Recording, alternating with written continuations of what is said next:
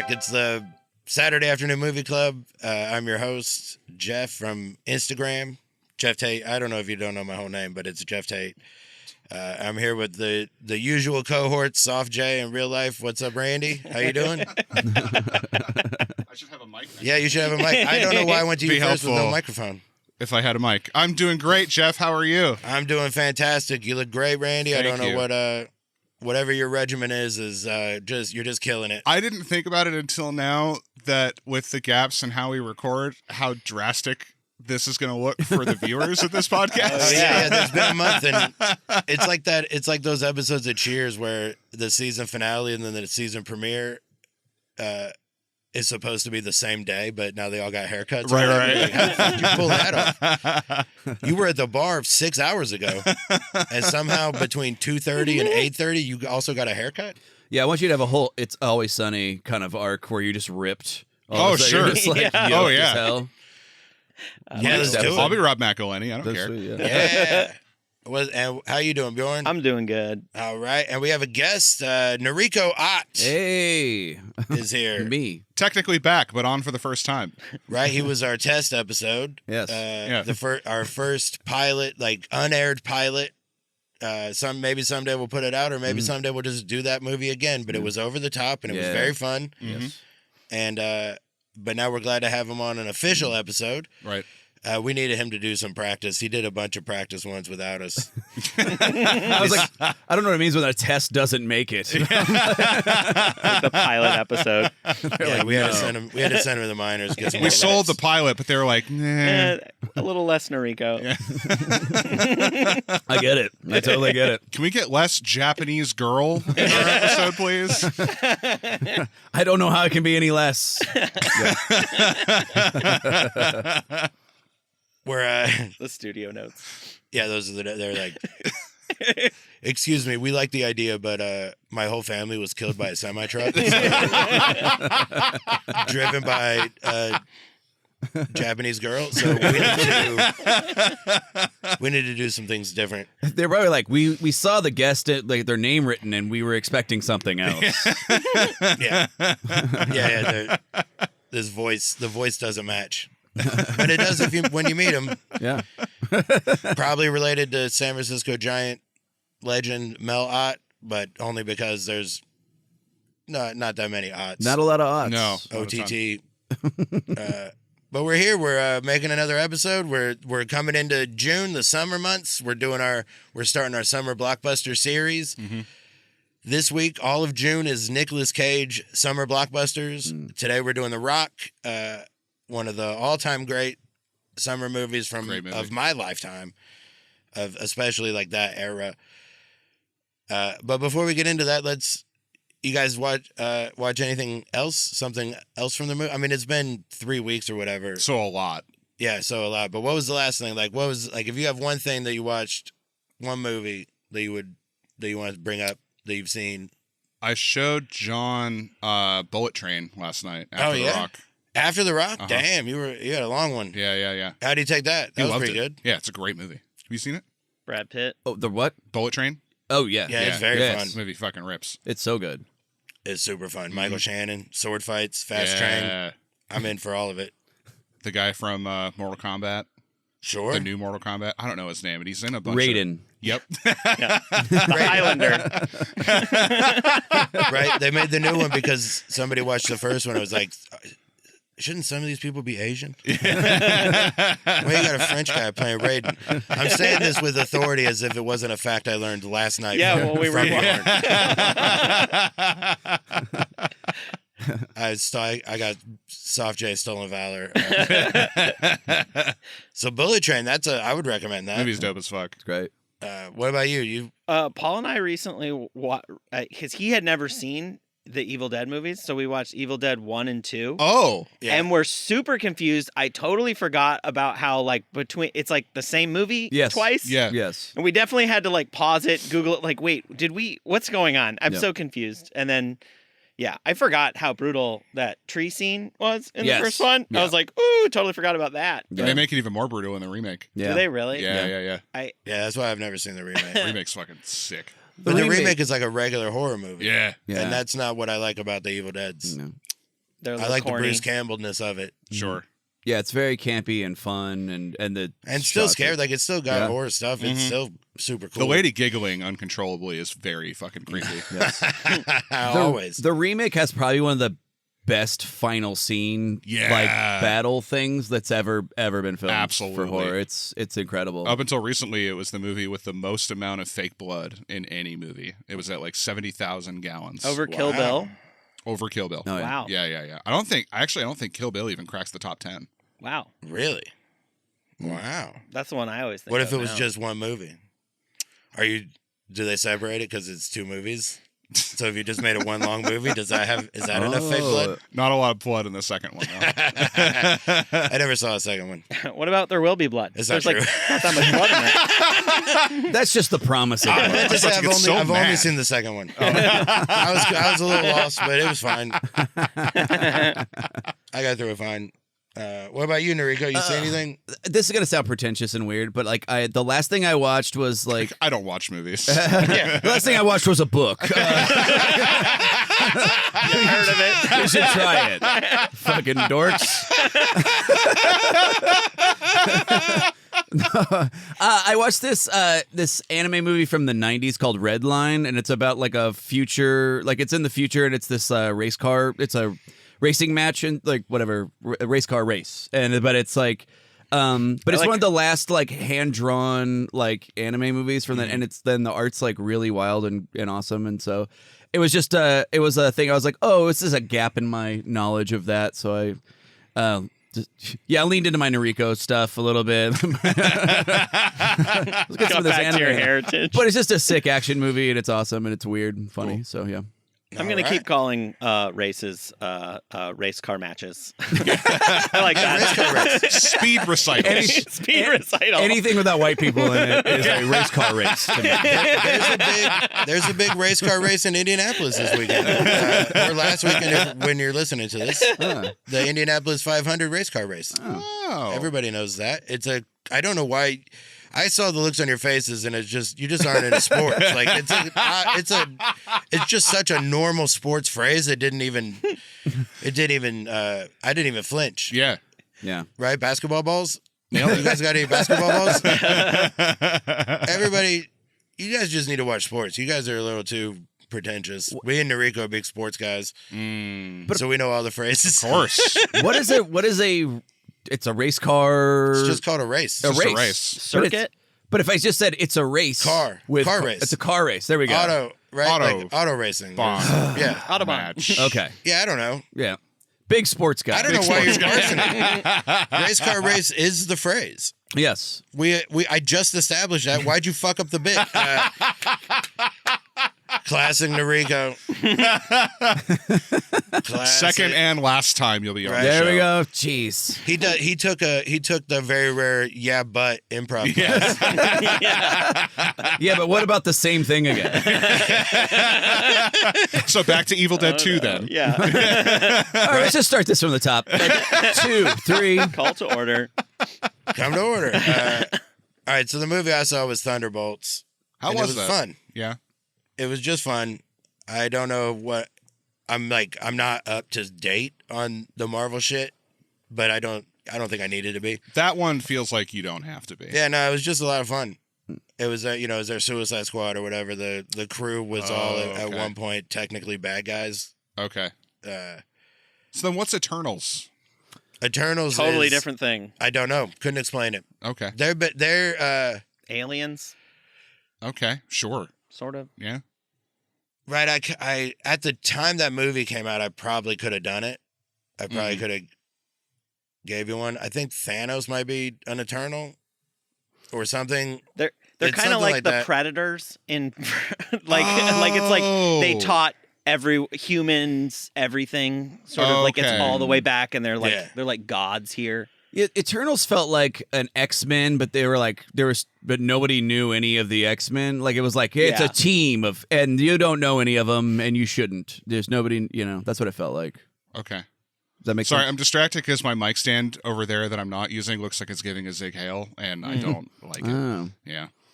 Is it Roman? It's an Italian Mike. Elon? Oh, there it is. It's made in Italy. Yeah, it's just a salute, man. The old Tesla salute. I don't know why you got to believe your eyes all the time. It's frustrating. Yeah, Thunderbolts was fun. I would recommend it if you want to kill 2 hours. It's only 2 hours, maybe even a little less. But also, doesn't matter. Who cares? Yeah. You don't have to see it. It doesn't. I don't know if I'll ever see it again on purpose. Might turn Ringing it on a endorsement. plane or whatever. Yeah. But it was like, it's just a lot of this stuff that comes out now, like all the CGI and whatever. Like it just doesn't hold up. Like when I say I don't know if I'll see it again, I don't know if I'll watch this movie in 20 years, like I will The Rock. Oh, sure. But I'll probably watch it again when it hits Disney Plus or whatever. Okay. Just sometime when I could be really stoned and. You think it's like a good airplane movie? Yeah. Yeah.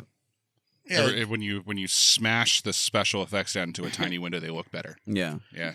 Yeah. There's just a lot of movies where I'm like, that's an airplane movie. Yeah, like yeah. I'll just when I'm on a plane, that looks fun. What are a couple?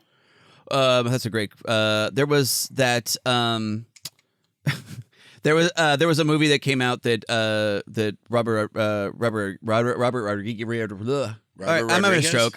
Robert Rodriguez did, and it was about like a robot girl, and I was just like, I would never would have watched this in a million years. Battle Angel. Yeah, I was like, I would never watch this, but I'm like, this is a good airplane movie. Sure. Yes. Why did I have a stroke there? Yeah, Jesus. Okay. it's fine. It happens. Here we go. More coffee. Drink some coffee. Here we go. I don't know.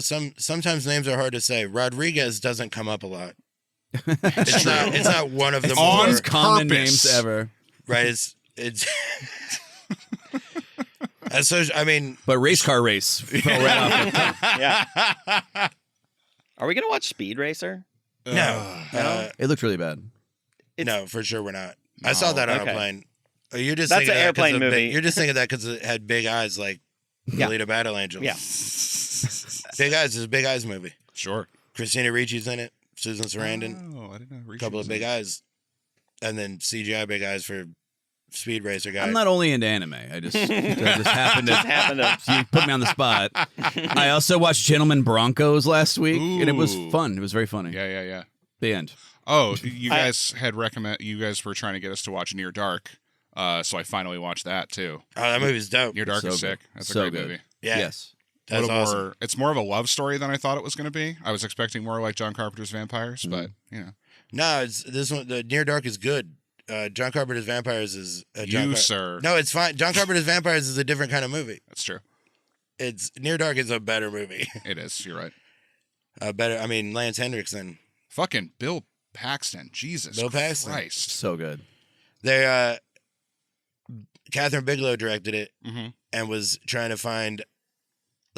put together a cast that looked like they had been together for a couple hundred years or whatever. Fucking nailed it. Right, but you know how she did it?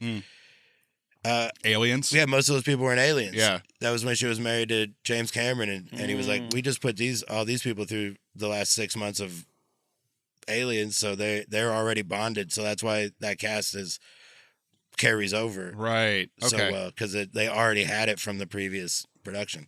That's great.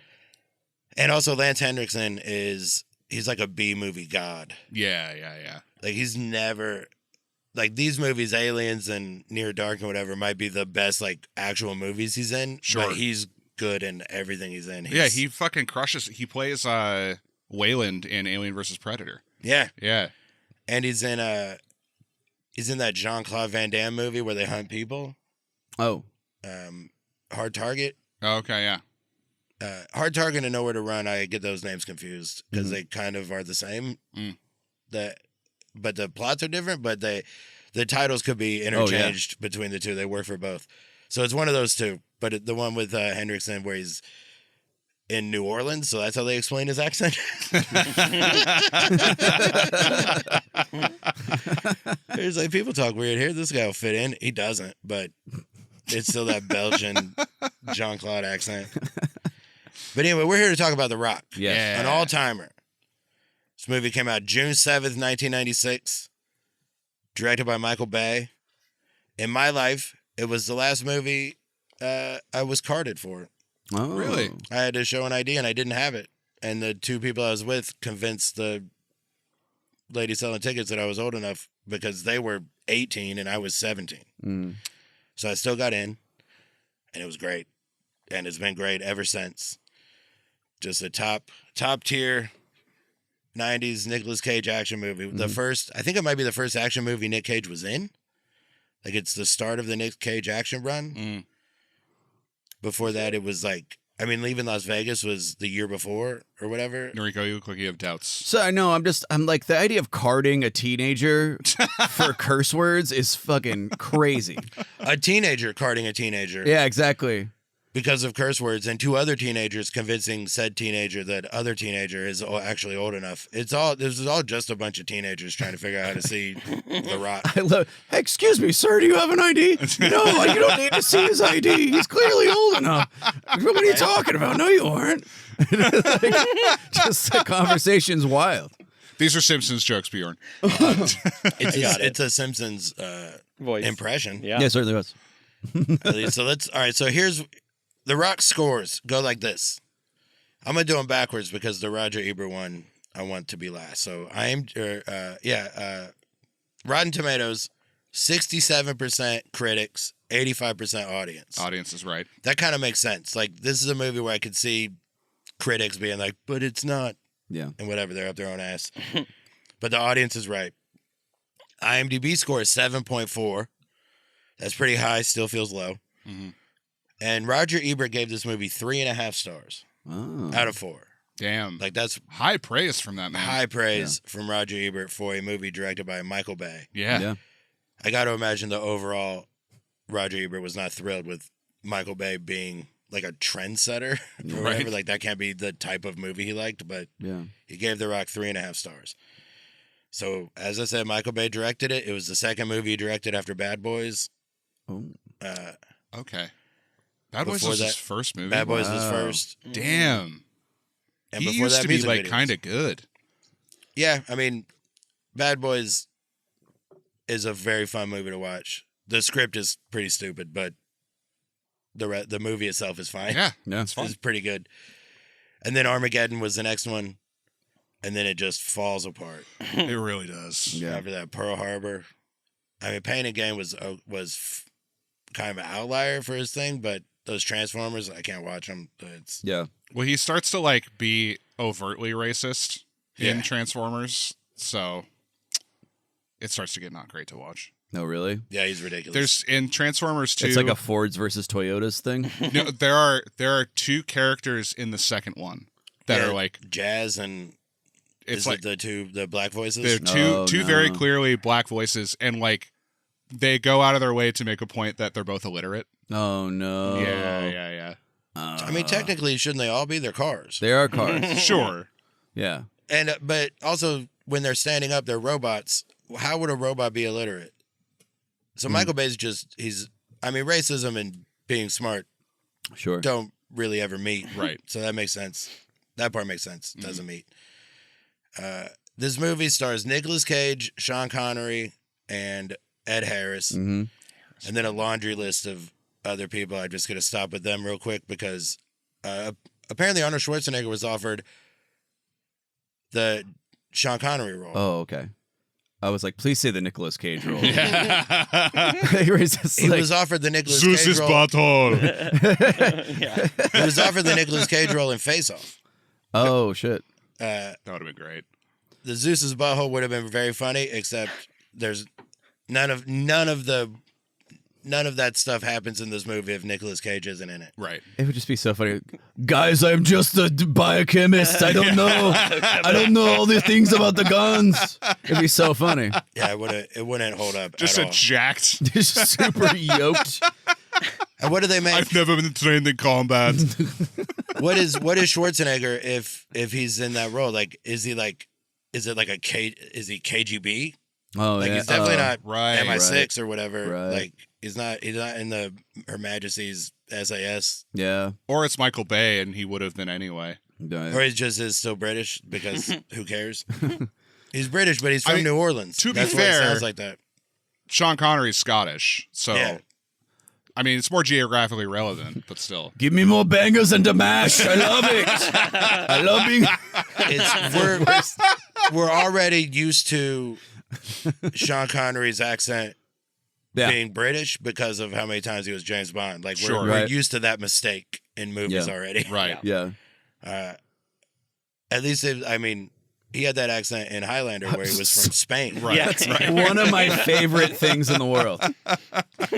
He had that accent in Indiana Jones where he was from Utah. That's right. That's right. So he just has one voice.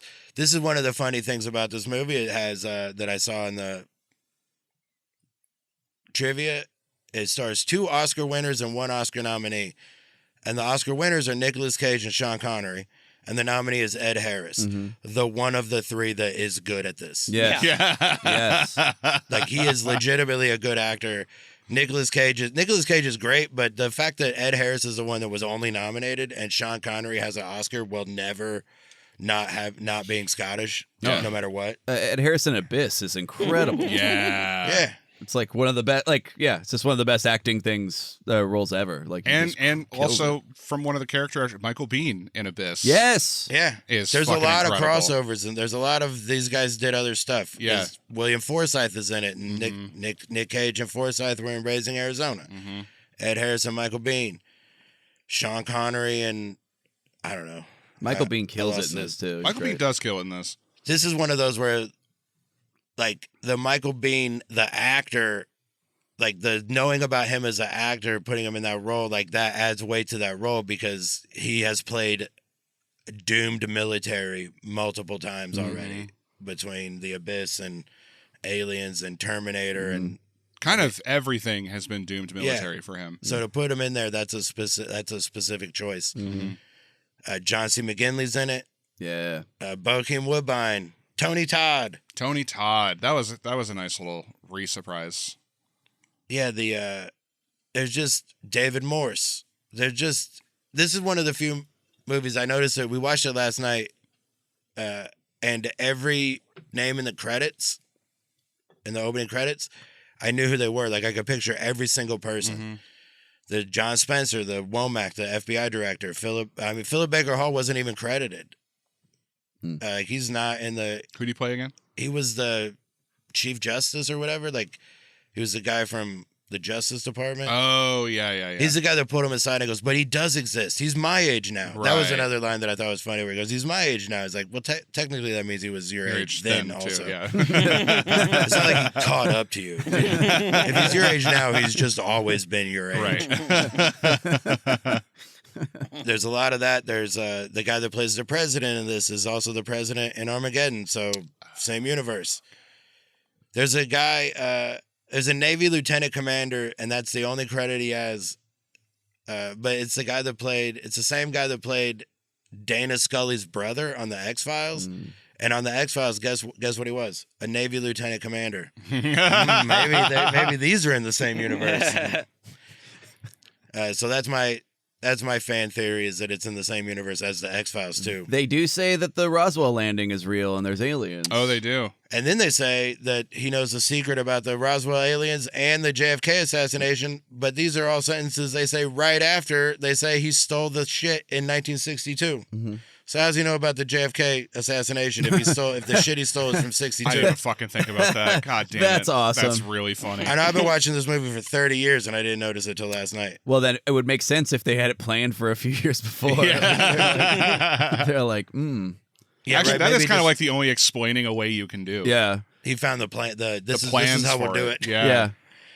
It's just a drawing. President's head, car, It's all stick grassy figure. knoll.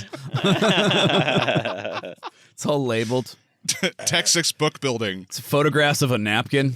Yeah, the drawing. They're just drawing on a napkin. Right. Oh yeah. Okay. So this is the other part. It's been a while, so I got to remember what we're doing. But not Let's to you see. guys. To you Yeah, guys, not to you just guys. Another week. You guys didn't have to live the break. We lived it. So You're our age now. Yeah. you are our Asian. All right. So this movie debuted at number 1 Oh shit. on That makes June sense. 7th, 1996. And here's where we go on the list. Number 1, The Rock. Number 2, Mission Impossible. Oh. Twister. Oh. God damn. Dragonheart. I've never even heard of that. Damn, that's another Sean Connery movie. Yeah. Is it really? I think so. Isn't that the one where he plays a dragon? I'm on it. Yeah, he's the voice of the dragon. Yeah. I think Oh, you're maybe, right. all Yeah. right. Eddie, the movie where the Whoopi Goldberg movie. Oh, yeah. The Phantom. Spy Hard. The Arrival, which we'll do on here sometime. That's a movie where Charlie Sheen works at like a radio thing. Wait, is like, Phantom Billy Zane? Yes. Phantom is Billy Zane. cool. We'll definitely do the Phantom sometime Oh, too. damn, yeah. That's sick. Flipper? I just think white horse, purple suit. I don't know. Oh, yes. That's all I Yeah. remember from I that. think about that too. Your dog's a when you wolf. soft J. I love the Phantom. I saw a premiere of that because it was a Paramount movie and they premiered it at different Paramount amusement parks, and so I watched it at a theater at Kings Island. Oh, cool. Flipper was number 9. The Truth About Cats and Dogs. There was a Flipper movie? Yeah, Yeah, sure Yeah. was. What? right. They only list 14, so I'll just keep going. Toy Story is 11. Toy Story is number 11, and it has been out for 29 weeks at this point. Yeah, Was yeah, Cats yeah, it and was the Cats huge. and Dogs, was that Uma Thurman? Uma Thurman Yeah. and Janine Garofalo. Yep. It's like a Cyrano de Bergerac flip where Sure. she's saying the stuff, Yes. but Uma Thurman is the face. Mm. And Janine is, Oh, okay. Okay. right? The Birdcage, Heavy, and Braveheart. Braveheart made, oh my God, this can't be right. The gross for the week and at number 14 on the list, Braveheart, having been out for 55 weeks at this point. Damn. Braveheart made $424 that week. According to- That's insane. There were 5 movie theaters playing it, Dude. Yeah, and they were empty. and they were empty. Well, the average ticket price was probably like $1.50. Dude, I mean, it was back home. Yeah, it was probably Like $1. It was $5. these are dollar theater numbers. Yeah. back home. I remember around the time this came out, 2 brand new movie theaters were just put up, and matinees were $5. Yeah. So, Yeah. yeah, They were. I mean, this definitely is. that's crazy. That was definitely a dollar theater by that point. Yeah. 55 weeks. Oh, I was And For the dollar sure. theaters in 1996 were still $1. Dude, it's so good. Dude, Braveheart, the dollar theater that sounds awesome as hell. It does. It sounds rad. Sounds fun. Right? It's a good value. Yeah. It's a lot of movie for $1. Yeah. And you're getting a history lesson. So Right. you're basically learning. Right? Basically. You're basically learning. It's not right, but you are learning. Yeah. It's you get something in your head that you can say. I know about that. Yeah, you don't know. Oh, yes. Yes, of You course. saw the movie. There's like cars in the background and stuff. That movie's fun if you watch it at big screen. There are like No, there are wide shots. Yeah, like it's not. There's some fun stuff in that if you That's if you awesome. watch it again. I've actually never seen it. They put a horse head on an Astrovan? That's not a... Yeah, that was it. He rode in on a Mustang. The prop guy just got it wrong. Was And unclear no about one what- call him on it. You're like, Everybody's afraid. Everybody's afraid. Back then, only the people on set knew Mel Gibson's temper. half of the cavalry are motorcycles. That doesn't make...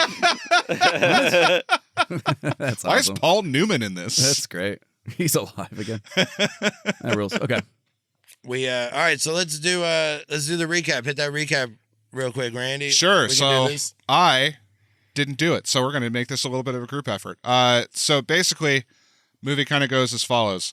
Ed Harris is an ex-Marine general who is real pissed off, rightfully so, that all of the fallen Marines during Vietnam were not taken care of, or their families weren't taken care of at all by the government. It was They were like it was secret all it was mission. covert ops, Hmm. and the ones that he was going after were the ones that were specifically under his command. Right. And that was like it was just people doing like unsanctioned Yeah. things. So he like over his long and storied military career, he has lost 83 men in covert ops that were never acknowledged. Right. Hmm. Right. That's just a slight. Right. And I think he might still be in the military. I mean, as soon as he makes this move, he He's is not. ex-military, Right. but he never really resigned. Right. Like, So he and a team of soon-to-be or already ex-Marines hijack chemical weapons from the government, and they take control of Alcatraz along with 81 people, 81 tourists, I believe it is. Somewhere around there. In the 80s. Yeah. And threatens that if all of the people who died under his command if their families aren't taken care of, he's going to launch these weapons into the heart of San Francisco, which will kill between 50 and 80,000 people. Each missile. And he has 15 missiles. Yeah. And it's an aerosol. It's the worst thing. Like which you could disinvent. It's one of those things where it's like, if it happens, then San Francisco's surely fucked, but it's also an aerosol, so it will probably do damage to like a lot of the world. Yeah, millions of people are gonna die. Yeah, like that would fuck up probably the entire West Coast into Canada, and then a lot of ocean life, which we can bring up later. I was the gonna missile that falls talk in the about water. the ocean life. Anyway, in response, the government gets their best chemical weapons expert, played by Nic Cage, to figure out what it is that they have and how they can stop it. And they also need someone who can properly infiltrate Alcatraz, who knows it backwards and forwards. And they find an ex-MI6 agent played by Sean Connery, who has been held without trial for 30 years. 33 years. 33 years. They say it a lot. 33 years. Yeah. So that makes it 1962 when they arrest him. Right. He was found stealing military secrets, and then He stole Hoover's files. yeah, J. Edgar Hoover kept the That's files right. on everybody, so he had dirt on everybody, and he stole that. So then this guy has the dirt on everybody. Yeah. so they enlist the help of Sean Connery's character. He and Nic Cage very reluctantly join forces to infiltrate Alcatraz and find these bombs and disarm them, along with a bunch of other Marines who are being outsmarted by who's touted to be basically the greatest military general of modern times. All of those Marines get trapped and murdered, and the only two left are Sean Connery and Nic Cage to roam around Alcatraz and defuse these bombs before time runs out and the missiles are launched into San Francisco. Mm-hmm. Right? They give him 40 hours, so noon, day after tomorrow. I just keep that in my head because where do they shoot the first missile? Where do they shoot that? At a football game. Right. There's no fucking football game at noon on the West Coast. Also, so this was a Friday night when they did this, and it's Sunday afternoon is when the deadline's up. Like the football game part really throws me. I don't know how football works. I can't help you with that. It's just the game started 1 or 4 or 7.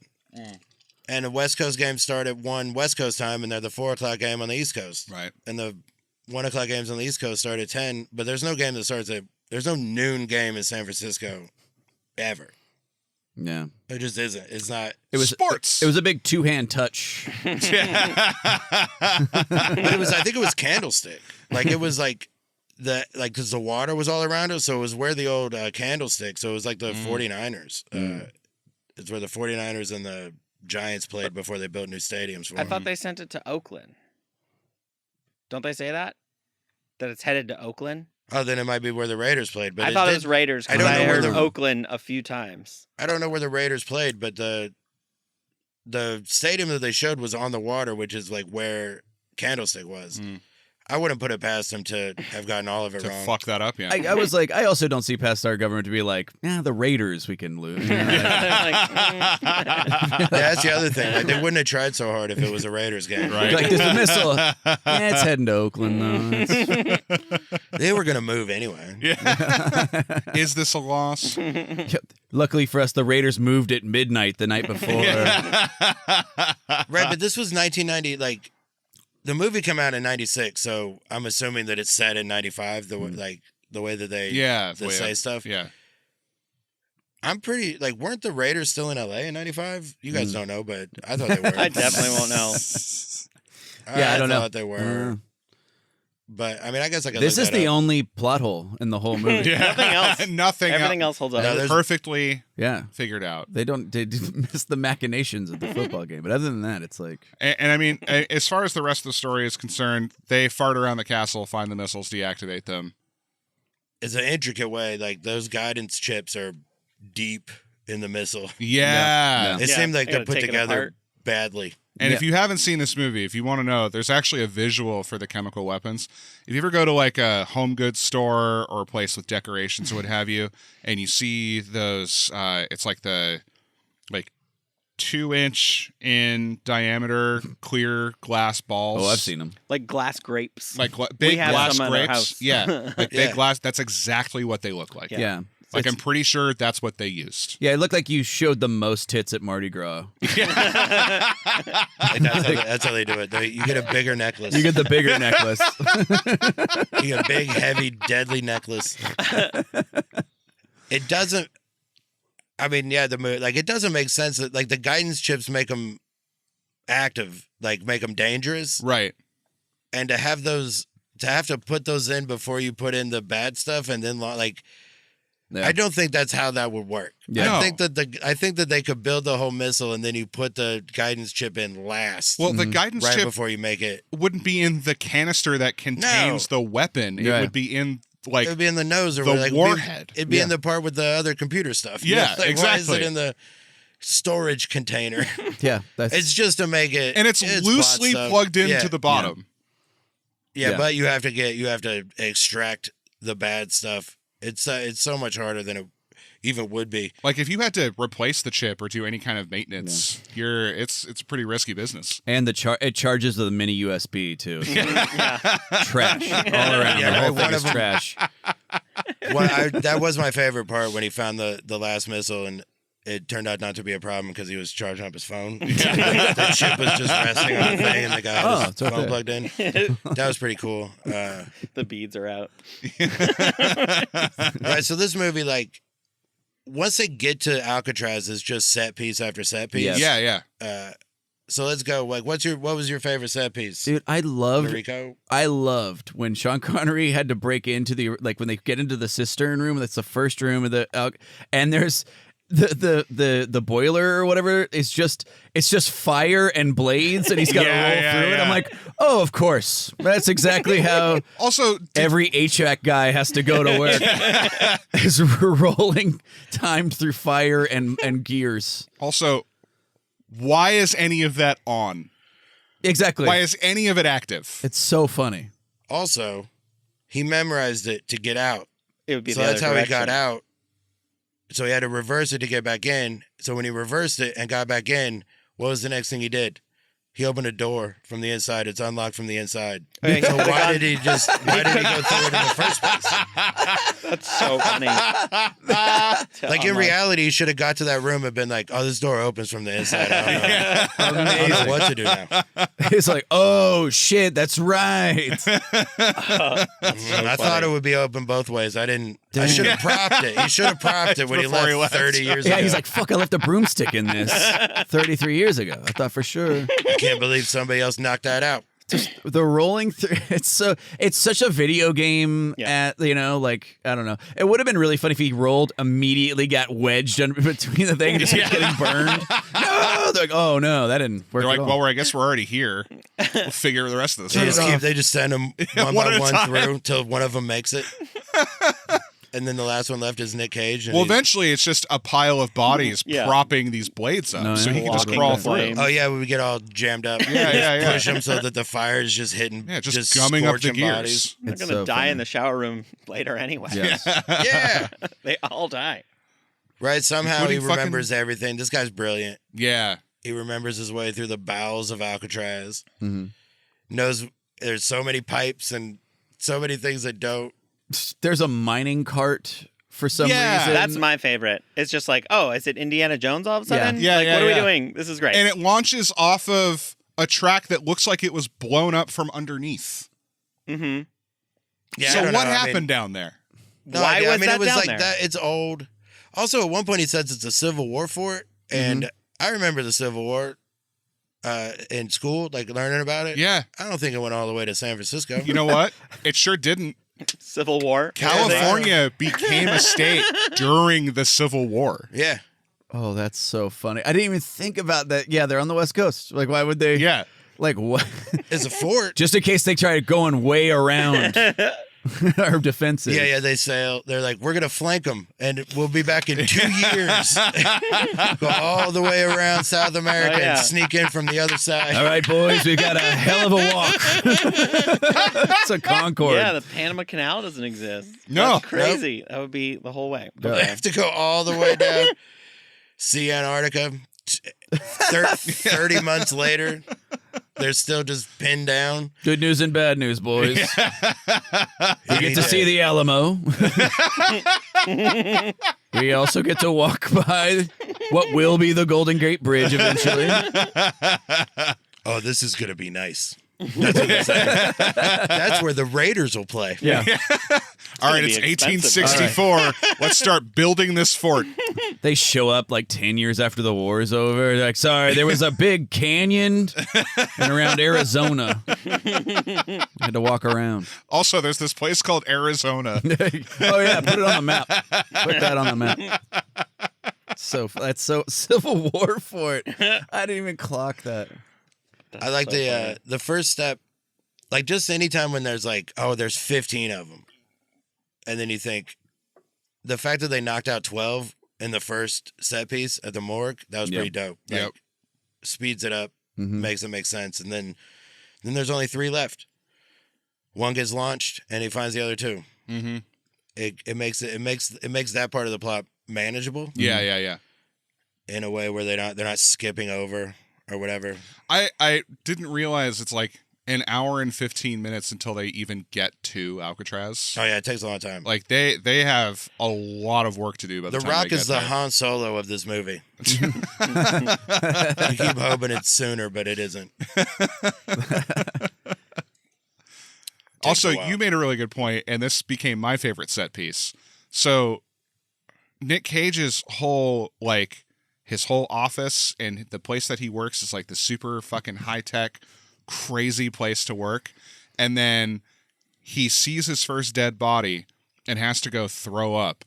And he goes into the bathroom, and the bathroom looks like it's supposed to be Alcatraz. Yeah. There's like paint peeling off the walls. Everything is filthy. There's no stalls. It looks like every bathroom and every dive bar you've ever been to. Yeah. And it, they just left a place with beeping computers and the clear glass they write on with the marker. Yeah. And then he just runs over and it's just, band stickers. It looks like a school that was closed 60 years ago. Yes. Because of mold. Yes. Well, it looks like and nobody ever went in there again. Right. Yes. It looks like whoever was doing set deck was told, no, this scene takes place on Alcatraz. Yeah. And then by the time they got to shooting it, they were just like, oh, that's not this. I mean, maybe it was just they just decided to put that scene in after they got to Alcatraz. They were like, Sure. I guess we'll just use this bathroom. It looks like a bathroom from the high school in Greece now. Yeah. Now. Yeah, 45 years later. It's like, you're like, what the fuck? What was yours, Bjorn? You got a favorite set piece? A favorite? I love the long chase scene and then the car chase scene? Dude, yeah, the it's car so chase long. Scene. And then also just I didn't realize that those trolleys were filled with gasoline. Right? Because it just blows. Well, first it runs into a meter maid truck, which explodes. That must have just been made of gasoline. Yeah. Because the explosion is ridiculous. Then it blows up straight into the air. Like 30 feet. Yeah, lands and then slides into other stuff. And then I love the guy getting out. Hey, it's so funny to me. Yeah, the driver. The Those driver motherfuckers gets ain't out. safe nowhere. His back would be broken. The driver gets out, looks at the mess, and goes, "This sucks." And then the one thing that doesn't blow up, that kind of felt like it should, was when it runs completely over the yellow car. Yeah, it smashes. That's the one time where it would have probably done the thing to the gas tank that might make an explosion. Right. Knocking something off or onto the sidewalk or whatever, all that shit explodes. But completely flattening this Ferrari, nothing. No explosion. Yeah, the last 2 cars that get damaged by that trolley are That's just... how bad the mileage is in a Ferrari. He'd already used it. all of it. Trying to park. Empty. He had driven real fast for 14 blocks and was out of gas. Meter maid gets out of the burning rubble, writes himself a ticket. Yeah. I should not be here. I got to be held accountable too. You know what?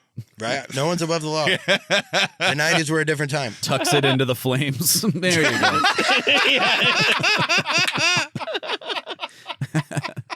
That's so funny.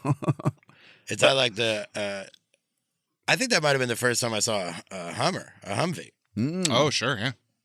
Like those were just like an actual one, army too. cars. Yeah. Well, because that you know the story behind those, right? Well, it's an army car, and then Snoop wanted one.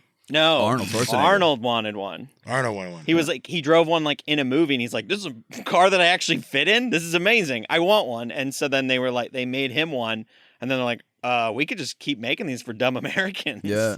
I did not know that. He had to pull a bunch of strings to get one. because it's like military. Yeah, because it's a bit. It was just a military truck. It's just a military truck. Like, yeah. What did he drive it in? True Lies? Probably. Probably. That would be my guess. Yeah, some movie he drove it in. That's Like my new Commando or obsession. something. True Lies? No, just find what movie he drove that because I've seen them all, and I don't know which one it would be. I bet it did. Yeah, Like, but unless it was Junior. If it was Junior, then I don't know. Kindergarten Cop. No, it was twins. that's great. It's maybe it was Twins. It might have been Twins. I haven't seen Twins in a long time. Dude, I tried to watch it recently. And Getting like a head-on windshield shot of Arnold driving and Danny DeVito in the passenger seat sounds like it'd be really funny. yeah, it looked like he would be the size of a dog. It was Yeah, in yeah. Jingle All the Way. Yeah. Yeah, that's why I don't remember. Looking for it. Turbo Man Isn't driving he like through a the mall. mattress salesman or something? Yes, in he that? is. That's so funny. That's really funny. I feel like my character would have a big truck. That's the worst act. Like, Arnold, it's like not even a hard impression to do, Yeah. and I am nowhere near You're even doing it. in another I'm just being country. loud. You just sounded stressed. Hell yeah. I do like how this whole movie is basically like a giant trolley problem. Yeah. The whole movie. Yeah, yeah. Like there's a literal trolley in it, but the whole thing is just like how many people you want to kill. Right. Yeah, what's acceptable?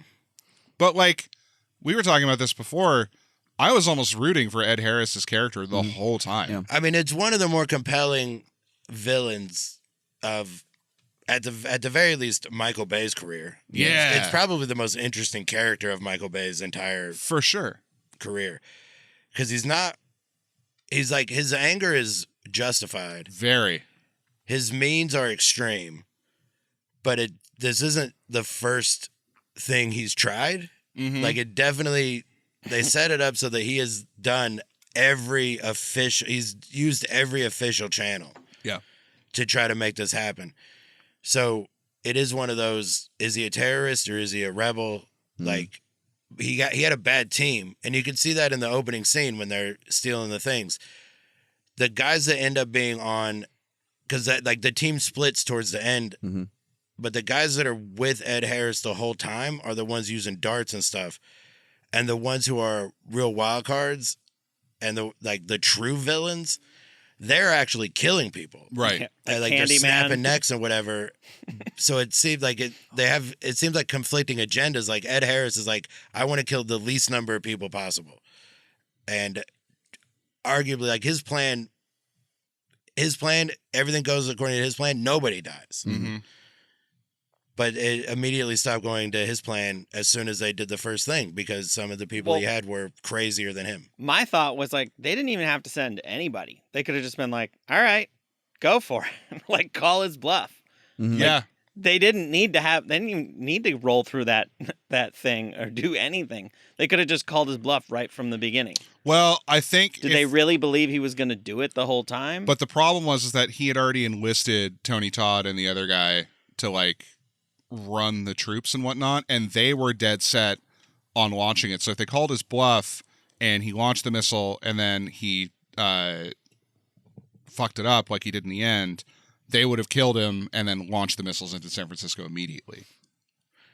Also, at the time that they knew this, the only things they knew were that they had stolen those rockets and several people were dead from that heist. So Right.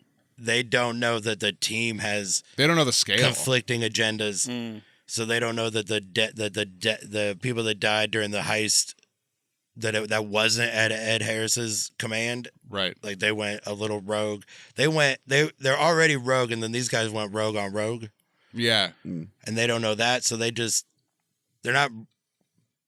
probably it's not 100% he's bluffing. Like they might even, like there might be people in the room that are like, it's like 65-70% is a bluff, but it can't be zero because people are already dead. People are already dead and those missiles are there. And those missiles are the real deal. Yeah. So they have to take it seriously no matter what, to some degree.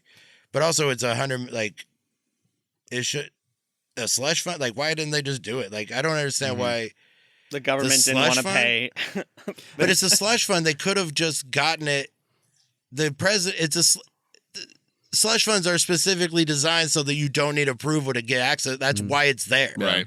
They're not getting money from the Treasury. Right. It's a Black Ops bank account. That's so funny. Why do they need? Like they didn't get permission to have that bank account. They don't. This is all off the books. And it's also the Pentagon hasn't passed an audit in like its history ever, and it's got like $1 trillion a year, and it's like, look, where are we gonna get this money for you? I just it was $100 million. $100 million. Virtually nothing to the government. Yeah. It's a rounding error for the Pentagon. Yeah, for totally. like the DoD. The movie has a real written by the CIA vibe to it because when Michael Biehn and his troop get in there, like early on, they have this whole like showdown where it's like, look, we're both awesome guys and we're all great. And the last thing we want to do is hurt each other. You know, like there's like these two conflicting like speeches of who's like, you know, has more valor and who's like, do you know what I mean? Like it's got this very like. Well, from like an accounting perspective, I wonder what the cost of that op was because they so flew in fucking with expensive. 3 helicopters, Sure. Okay, 2 to distract. Can I they comment? Send a whole team in. I mean, it cost them $40,000 to get Nicolas Cage to San Francisco. Because I wrote this down. I think it's hilarious how much they were trying to cover this up from the public while also flying military machines through the heart of San Francisco to Alcatraz for 40 straight hours. Yeah. There's just, to me, I was like, I wonder what the numbers look like. Let's see what the numbers are. 100 million, you just pay. Right. Or this op where which is probably already does Nick Cage 100 get million. paid for this? Like, how does he invoice them? I don't know. I mean, Nic Cage, he's on salary. Yeah. Like, that's how they fuck you on salary. You don't get paid overtime. Right. Did he get overtime for this? The other guys overnight. They're like, we counted that as vacation time. Since you were technically over we PTO. flew you to San Francisco. We put you up. We gave you the bonus of letting you shoot yourself in the heart. Yeah. Right? Free drugs. Free drugs. Free prescription drugs. That's not even your gun. Yeah. That's not even your two guns. It's a free wetsuit. You get to enjoy a tourist area. You got to get on one of those little water machines to go under the water. It costs $18 to take a tour of Alcatraz. You think where's that coming from? Nobody took that out of your pocket. Do they think they really have black jet skis that they ride out of the back of helicopters? Is that like a real underwater? Yeah, I hope so. I think so. Was that an underwater jet ski? Yeah, they're they're basically just like a motor with like a propeller. Okay, and they probably go have fast. those. Yeah, they probably have. Yeah, those are you can get that on Amazon right now. Okay. Yeah, you can buy those okay, now. great. Those are a thing. Consumer Right grade now. ones It's like a water drone. Yeah. that you hold on to. That's the sponsor of today's podcast. yeah, water drones. Water drones. Get them on Amazon. Don't do either of those things, please. Make swimming laps in the pool fun again. Right, listen, we're not one of those get it on Amazon. If you're going to get a water drone, Right. shop local. Yeah, get mom and pop. Right, find your mom and pop underwater jet ski manufacturer. Lock that in and do it quick before, the tariffs are paused. Oh, sure. I want to talk about the Sean Connery's self-cut, what is it, balaclava? Oh, yeah. Before he goes and does that little mission, he's just like, I'll be right back. And he pulls it down and it's just like so janky cut. Oh, yeah. It's like they have underwater water drones, but they can't have a full-on... Pull that down right before he goes into the fire. Yes. Yeah. So he put on fabric that would have melted to his skin. It's like, this will protect me. Yeah, right. Like, what's the, like, isn't it to And be it's like still, like, anonymous? he does that. He does the flames won't know who I am. And he's still he like doesn't want 'em to 50% recognize him. face. Yeah, it's Still a lot like of 50% of his face is still out. those eye holes are real big. Yeah, he's like, oh, this will Spider-Man. protect everything but my sturdy eyes. And eyebrows. I like thinking that he would just weigh in the options of this could melt in my face, but it's pretty dirty. I don't want to get all that grime on my face. I just got a haircut. I just cut my hair. That part also bothers me. Just the fact that the order in which he does it, he takes a shower and then gets a haircut, so he's doing this whole mission Oh, no. itchy. Yeah. He's just gonna be a little itchy the whole time. whole thing. Yes. No wonder he wanted to bail immediately. He was just itchy. It's like, oh, please let me roll through these fires. The whole movie should have just him being like, "Do you see anything? It's right there on the back of my neck. Like I can't." Just him shaking his shirt out. I want to hear the conversation between him and the gay stylist to leave some of the beard. Yeah, No, leave some stubble. A little bit. I mean, it might have been his choice. Like the stylist might have been like, "No, let's just clean it up a little bit." Sure. Right? We got you making you look dope. Or whatever they would say in 96. Probably dope. Fab. Probably still that, right? Fab. Anthony Clark, a couple of stand-ups in this movie. Anthony Clark and Luenell. Is that how you say her name? She was one of the hostages. Oh yeah. She got put in the cell with the tour guide, and she was like, "You ain't got no gun? I got a gun. I should have brought my gun, motherfucker." Yeah. She's very funny. Yeah, She's in Sunny. Yeah, she's so good. I The tour guide was very funny. Yeah. The whole time I'm watching, I wonder if he knows Phil Hartman from So I Married an Axe Murderer. Oh, If he yeah. knows that, like if it's just a different shift. Like I just keep thinking, if he got there a little later in the day, it would have been Phil Hartman could have been in this movie. Yeah. I love that scene in So I Married an Axe Murderer. Let me tell you something the other tour guides won't tell you. You're like, ugh. Yeah. I want to talk about the sex scene where he's in a robe with cowboy boots on the rope. Yeah. Sure. And he's like, "This is not happening again right now." Like it's just like, whoa, okay, yeah, we are done. Like it's not fun. You're clearly stressed. The phone call, all of that. I love when somebody like in a movie when people have jobs like that. Like clearly his job is substantial. He's a chemical weapons expert for the FBI. And then the FBI calls and goes, "We need you for something." And then the lady is like, "You can't leave. You got to stay." Like, that's just such a movie trope of Yeah. if that, like, then you should just break up. Yeah. Like, you should have broke up with this guy months ago. Like, this job is important. Sometimes you have that job where, like, you could be disappointed. You probably both are disappointed. You're feeling the same, like, I can't believe I have to do this. But to be like, "No, don't answer," is like, you're the, you can't not answer. Right. When you have that job. Let You him can't- die. You have to answer the phone and you have to do what they say because you're a chemical. If they're calling you, Yeah. they're fucked. Yeah. That's so Like funny. you're essentially the Batman of this movie. Like you are necessary. They're not going to call the other guy Todd Luizzo. He's Yeah. He's Oh, you got a already different quit? job. Yeah, he already got. You promised we're going to watch the season finale of White Lotus tonight. right. He bailed on the chemical weapons altogether and got a job at a record store in Chicago. Yeah. Oh, yeah. That's where he's A few from. years later. I was trying to figure it out. I love seeing Nicolas Cage play a nervous guy, like, you know what I mean? Yeah, like yeah. instead of like, because he's typically like a very confident, like, But he like confidently plays nervous somehow. well, yeah, yeah, exactly. He does 100%. Is that normal? Yeah. That foot? Can you make it stop? He's everywhere from like, what do I do to like, what the fuck? We need to do this. Like, you know, and it's like it's cool though. It's good to see. I'm like, oh, it's cool to see him. It does kind of play into the whole propaganda thing from earlier because he's so dedicated to doing his job with it too. Yeah. It's not just for the safety of the country. It's like, no, I've signed up for this. Yeah. There's so many lines in this movie where they like explain the plot where it's like these are perfect sound bites for the trailer. Yeah. Like so many times. Michael Bay. Yeah. They're like, Alcatraz has reopened. Yeah.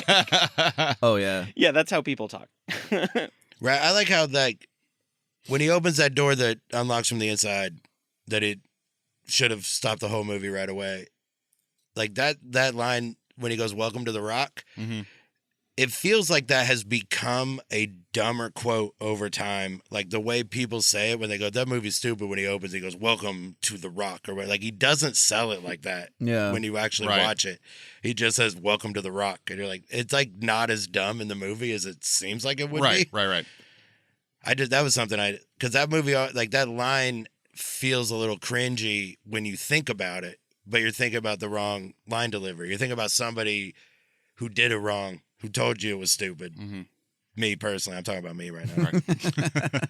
But just the way he goes, "Welcome to the Rock," is that, like when I saw it last night, I was like, that's actually pretty cool. Like the way he said Yeah. it, like casually. Yeah.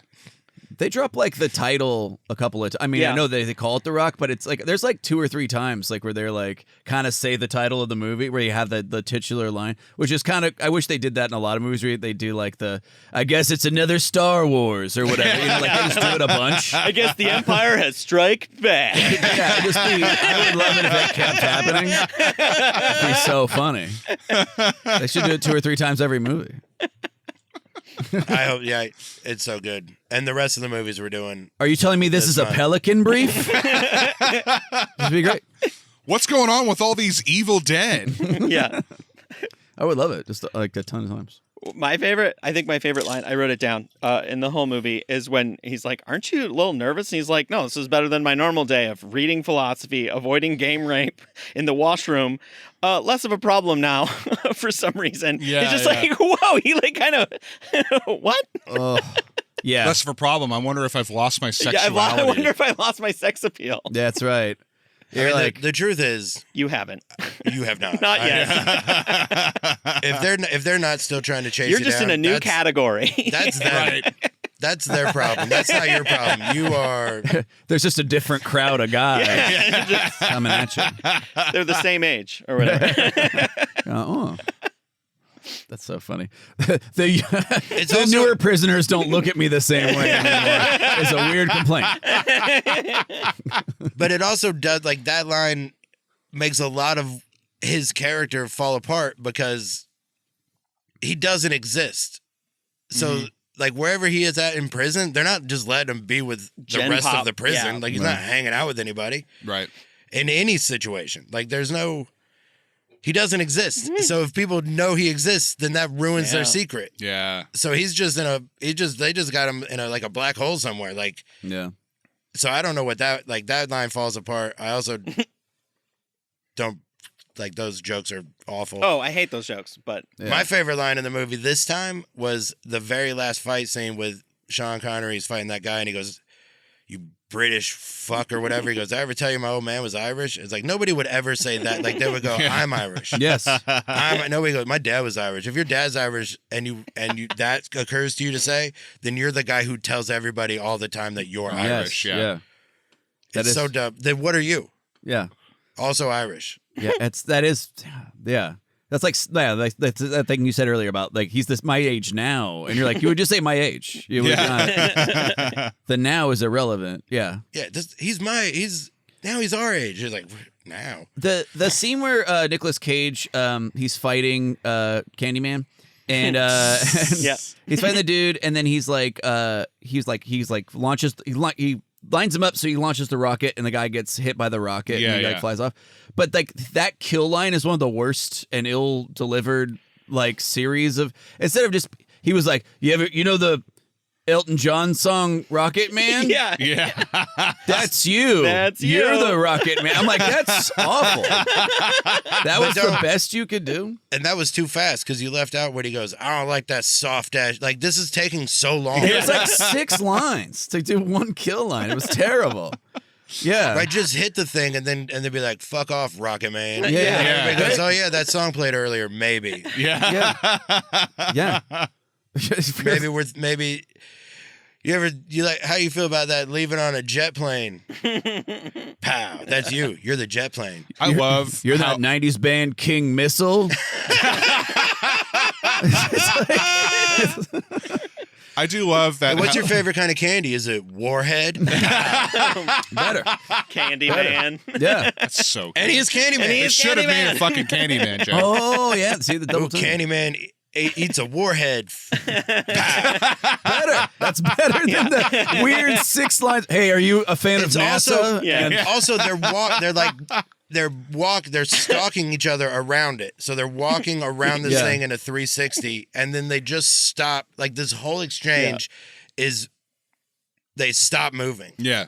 Just to have this exchange so that he could take 30 seconds before he kills him. I forgot there's also the part where he goes, like, "Do you know how these things work?" And like holding up the chemical, and the guy pulls out a knife and goes, "Do you know how this works?" I'm like, pretty simple device. A knife? Yeah, it's a knife, and you're over there. I'm not that worried about it. It's so funny. This is more dangerous. This will kill everybody on the island. Your knife... isn't even going to hurt me from over it's there. so fun. Do you know how this works? Like, yeah, man, it's the same principle as a fork, I think. You know, like, it's so silly. To flip what we're talking about a little bit from stupid shit to rad shit, that knife toss. I don't. Yeah. Let's go back to not to be pedantic, but all the shit we're talking about is rad. Sure. Oh, it is. Now, what your knife toss from the beginning? The knife toss. The camera, like follows the knife into the guy's neck. It's like very Evil Holy Dead. shit! It's so. But how does very it not? Sam Raimi. Yeah. Why does it go straight? It goes straight like he shot it. Because it's awesome. I know, because it's awesome.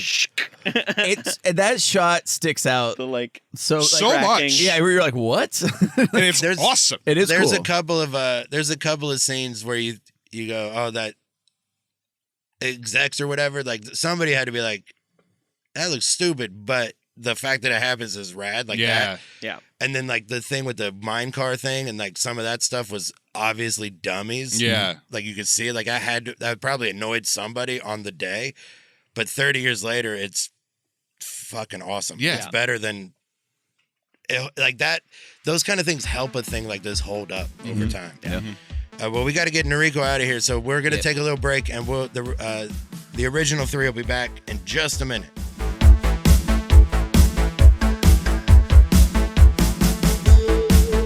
All right, we're back. We're gonna do a little bit. We're gonna talk a little bit more about The Rock before we talk to the Raz and then do the questions. Nariko had a hard out, but he was nice enough to come in and talk to us for a little while. So as we get back into talking about The Rock, there's a couple of things I learned from the trivia that I feel like are worth mentioning. The first is Nicolas Cage's character was originally named Bill Goodspeed, and it was Nicolas Cage's idea to change his name to Stanley Goodspeed, and it's such a small shift, but it works.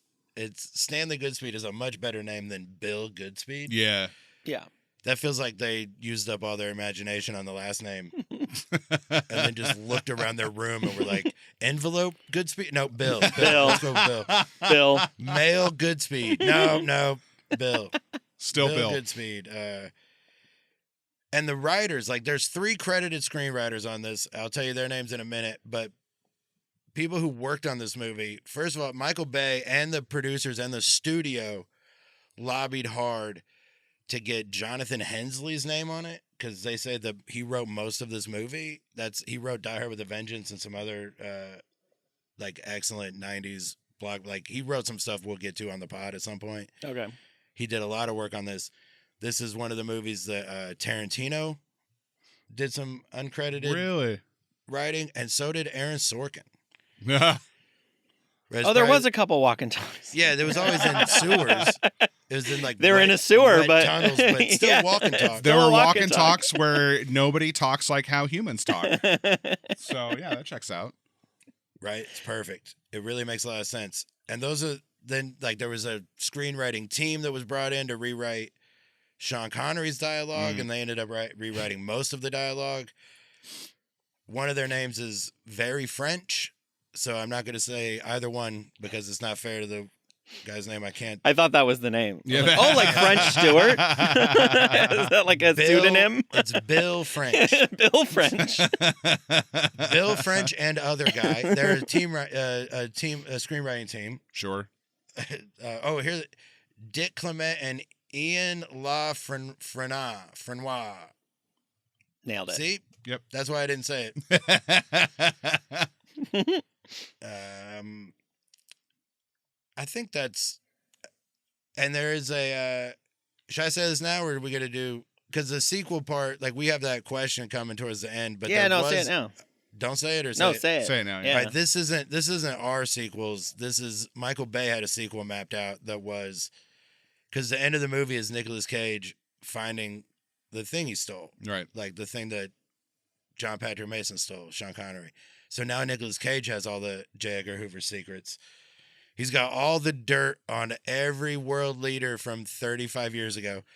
So I don't know how much it's helpful to him, but he gets into a jam having this information, and the only person he can turn to is Mason. So he's got to find Mason and then get out of that jam. And that movie would have been dope if he had done it in the next 5 years. Where he changes his name back to James Bond. Right. And Bill. So it's And James Bill, Bond James and and Bill Bill. Godspeed. And Bill Godspeed. Good speed. Good speed. Good speed, Godspeed, Godspell. There's that etymology lesson real quick on the plane. Still takes place in San Francisco. So Still, Yeah, right? yeah, Nobody yeah. ever leaves.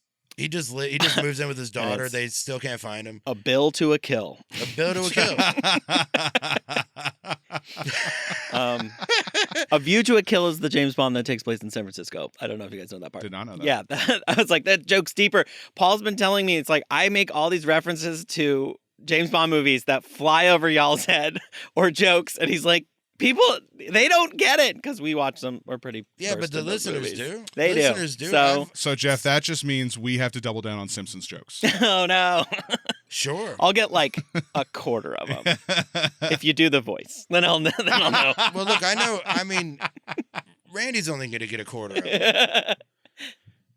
He'll get every single one that's at season 9 or earlier. You know what, Jeff? Words hurt. I'm just saying, I know what Simpsons you're into and what Simpsons you know. was like, You're okay. a 1 through 9 guy, I'm a 1 through 9 guy. right? Which is officially 25% of the Simpsons. Mm. God, is that how long it's been on? 36 seasons. Yeah. Fucking Christ. 9 into 36 is 4. yes. Is that right? Yes, it is right. Yeah, it is. 3 plus 6 equals 9, so it's definitely divisible by 9. It's one of the few things I know from math. Mm. This movie is. I fucking love this movie. I do too. It's a lot. It definitely was a lot of improv, similar to Bad Boys. Michael Bay made a movie without a fully baked script. Yeah. The difference between this and Bad Boys is this works better. Yeah. Mm-hmm. There's no. Bad Boys has a few things like that. The door opening from the inside is a big question mark in this movie, but there are 10 of those in Bad Boys. Someday we'll do Bad Boys. We'll do a Will Smith month at some point. And let us know. saturdayafternoonmovieclub@gmail.com is doing a whole month on an actor, because this is our Nicolas Cage month, but that doesn't mean we can't do another Nicolas Cage month next year. There's a ton of Nicolas Cage movies. There's a lot of them. We could So do would this be He fun? keeps Let us rattling know. them out. half a month could be fucking just Ghost Rider. Sure. I love Ghost Or we Rider. could just do both in one episode. That's how I feel about Ghost Rider. That second one sucks, but that The first, first one sucks. Oh, I love the first one. That's why we should Nothing do them. We should just do them happens. both I love it. in one episode. I It's the love most it so boring much. fucking comic book movie that's ever existed. Right? And So if we do- Unbreakable exists. if we do Ghostbuster, or if we do Ghost Riders and like the National Treasures, we could do in one I episode. love that. I love the National Treasures too. This is how much I love Indiana Jones. Is anything that's Indiana Jones adjacent. The librarian. Right? I like the library. I would watch that when I had channels. There's that some movie, new one on. Sahara with Matthew McConaughey And Steve Zahn. Hell yeah. I love that. That's vaguely. Is that Indiana Clive Jones-ish. Klessler Yeah. or whatever? Is that the author or the Yeah. guy in it? Something Because I else- did read some of those books. Came I out did too, yeah. around the same time as Sahara that had also like similar treasure hunting in the desert vibes. And I can't remember what it was. Oh, there was one that was like in the water with Paul Walker and That was Without a Paddle. no, No. You're Jessica you're Biel. No, right. Jessica. That's Is that Into Fool's the Gold? Blue. Yeah, maybe. I think it's Into the There's Blue. It's a Fool's Gold surfing too, movie. and there's Fool's Gold as well. The one you're thinking of is it's a like a surfing treasure movie. Yeah, there's like a treasure hunting, but they're like out on boats. Right. So the fact that there aren't 4 more of those Sahara movies. Well, It's there's 20 of mind-blowing. those books.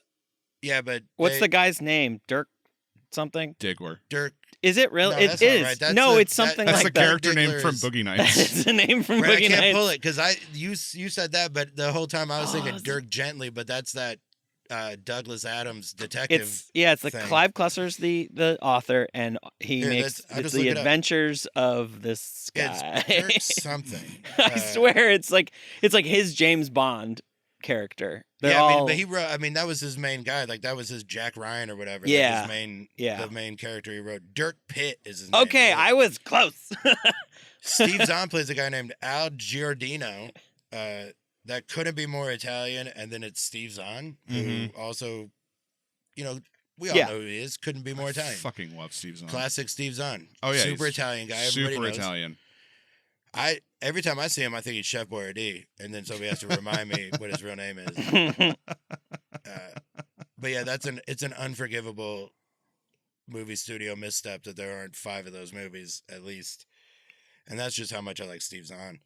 As you should. Those movies were dope. Yeah, they would be fun. I do remember seeing that and being bummed that there weren't. Like I said, I had read some of the books, so I was bummed. Very, it's just super entertaining as far as it's just a movie. Like some movies are just movies. This movie is just a movie and it's super good. But yeah, to get back to The Rock and Nicolas Cage, email us if this is a good idea. Maybe don't after the first one. See how it feels after listening to 3 Nic Cages in a row. Yeah. Knowing a 4th one's coming. And then tell us how you feel. This is we're new. We would have done this with Christian Slater, but I feel like we would have dried that well out pretty quick. We didn't think about it in time. We will do it, and we will if this takes off. There are still at least 4 more Christian Slaters to do. Yeah, that's pretty easy. We haven't done Cuffs yet, or Broken Arrow, Broken Arrow, oh, or yeah. fucking Robin Hood, or all of Mr. Robot. Yeah, all of Mr. Robot. I was watching that show, trying to get through. I made it. I didn't finish it. I got through the first season. The first season is dope. The second season is dope. The third season, I don't really. It kind of loses its thread. Yeah, that's exactly my thought. Same exact thoughts on it. I loved the first season. I was kind of mid on the second season, and then third season, I was like, I'm out. So I'm good. Bear too. That seems too stressful. I won't watch it. I feel like you and I have very different tastes. Like I have been trying to watch Sunny, and it's just people yelling at each other and making me uncomfortable the whole time, and I just can't get into it. Oh, you're wrong. I know I'm wrong. I'm wrong according to you for sure. But like, it's just never what I'm looking for. He's 100% accurately describing the show. Yeah, that's the movie. It's 5 people yelling at each other. You just like it and he doesn't. It's the same. It's like how the way you describe the movie Sinners is exactly the same sentence my friend Dave described the movie Sinners, but you had very different results, tones. Yeah, like the way you were like, oh, it's just a Dust Till Dawn, and then Dave was like, it's like a sloppy Dust Till Dawn, and you're like, it's like a sloppy dust. Like it's the same sentence, but just different inflections. Right? It just means something else. Like he's right about Always Sunny, but so are you. It's just horrible people yelling at each other, making dumb decisions, and I really don't like it. Right. This is why I like Detroit or splits the difference, because it is people yelling at each other. There's a lot of yelling, but they're not nearly as bad people as Always Sunny. Yeah. But they're just kind of dumb. They're dumb and shouty, and the Sunny people, like not all of them, but there's like a meanness to it. Oh yeah, that doesn't exist in Detroiters. These are just bozos trying to get something done. Yeah, but it's just shouty, whatever. I mean, anyway, talk about shouting and vocal inflections. Nicolas Cage really does a number with. He really plays jazz with this script. Oh yeah, right. How he winds Zeus's up butthole was not written. There's no way that was on the page. Right, because it might come in handy in this moment. Maybe, right? Like the way it just builds right, up. Right, How did you get out of the... And we should all watch it now because, our dear leader has kicked around the idea of reopening Alcatraz for everybody who doesn't agree with him or whatever. And right. As if I haven't seen this movie enough to know how to escape from Alcatraz. Bring it on. That's what I say. Bring it on. Yeah, you just have to get to the right pipe. Step up to the streets. I will step up to the rock. I will break out. Put me in there with some sheets and a bed wheel. I'm getting the fuck out. Oh, that's right. Throws the bed wheel. He spins it and gets out. God, I love this movie. I have the poster on my wall for 20 years, moving apartment to apartment. Yeah. I fucking love this movie. Framed or unframed? Unframed. I don't waste money. Unframed, like my bed. Yeah, I don't have a bed. I haven't owned a bed frame in 20 years. Jeff, you're the least gay person I know. These are all extra. Why do I? Yeah, you're the least gay person I know. What's funny is I own the bed frame that he sleeps on now. Yeah, and that's just the gayest thing. It's the only reason I have one. I had an extra. I don't want one. If there was enough room in that room, I would take it apart. I'm so high up. I don't need. Yeah, the bugs won't get you. Yeah, they can't get me. They can't get me without it either. I have a net. I didn't tell you about the net. I got a net that hangs down. It saves me from bugs and bats. Bats is just a phobia. It's never actually happened, but I saw Great Outdoors too young, so I've just been scared of an indoor bat ever since. I've had that happen to me.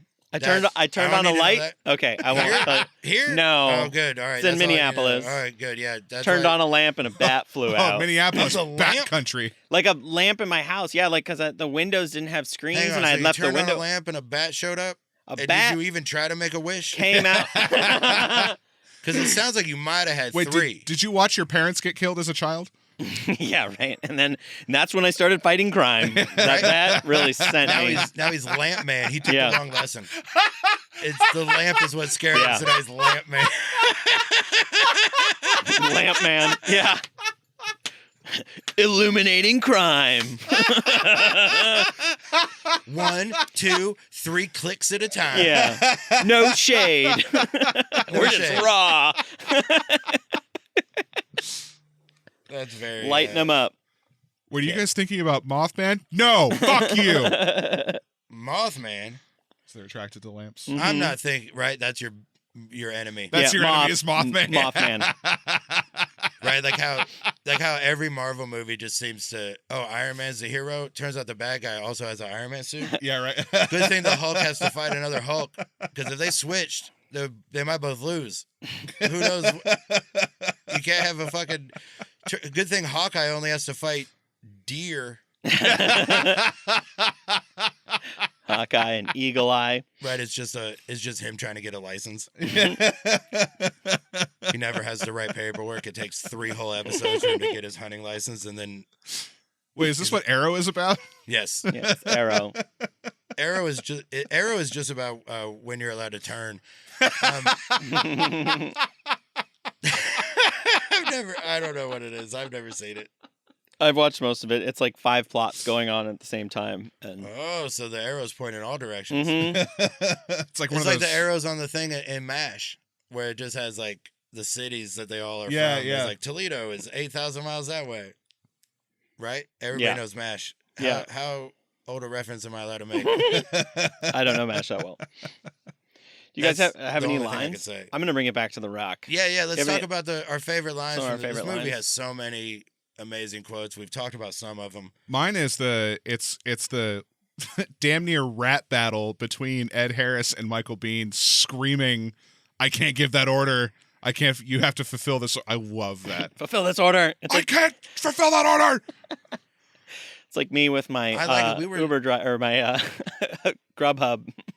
Oh, yeah. I can't fulfill this order. You brought that up earlier, and I thought about it when we took that break. There is like military propaganda in this, but the FBI comes off very bad. Yeah. So it's not full propaganda. And so it makes It's me just think military propaganda. It makes me think that scene is just about Ed Harris. Because Ed Harris, as you watch the movie, he definitely doesn't want that to happen. Right. He desperately wants Michael Biehn to give that order. He doesn't want to kill these people. He hasn't wanted to kill anybody yet. Mm-hmm.